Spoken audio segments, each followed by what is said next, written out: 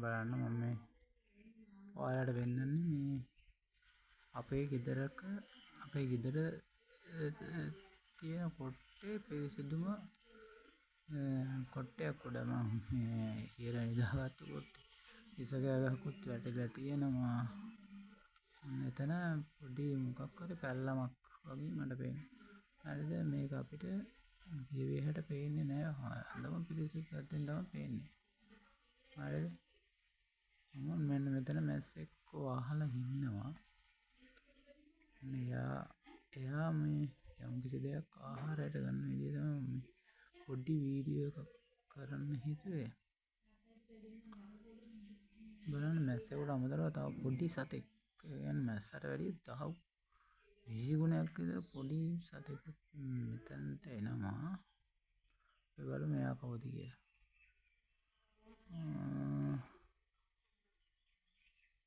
අන්න තව මැස්සෙක් ආවා. තව එක්කෙනෙක් දැන් ආහාර ගන්නවා. අන්න දැන් අර පොඩි සතත් එතන ඇවිල්ලා ආහාර ගන්නවා මේගොල්ලෝ අතරම. මෙයා කැරකිලා යනවා. ඔන්න බලන්න දැන් ඔයාලට පැහැදිලිව පේනවා එයා. මැස්සගේ පිටිපස්සෙන් වගේ ඇවිල්ලා මැස්සට වැඩි 20 ගුණයක් 30 ගුණයක් විතර පොඩිම සතෙක්. දැන් එයා මැස්සගේ කකුල් දෙක අස්සේ වගේ ඉන්නවා. ඔයාලට පේන්නේ නැති.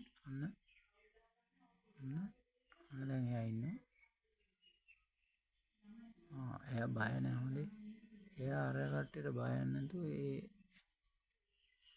තන තියෙන තැන ආක්‍රමණය කරනවා කියන වගේ ඒවා ආහාර ගන්න මැස්සට කොච්චර ෆයිට් එකක් දෙනවද එයා. එතන තියෙන දේ ආහාරයට ගන්න ෆයිට් එකක් දෙනවා.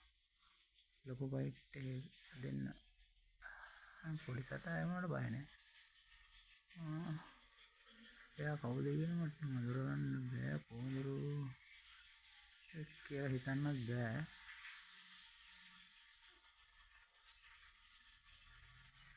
බලන්න තව ටිකක් අපි සූම් කරලා ගන්න. තොත් ඒ තඳුර ගන්න බැරි තත්ත්වෙම ඉන්නේ යා. මැස්සෙකුගේ පොඩිම සතෙක් කියලා කියන්න බෑ. මැස්සෙක් නෙවෙයි. තාවේ ඉන්න සතෙක්. එයත්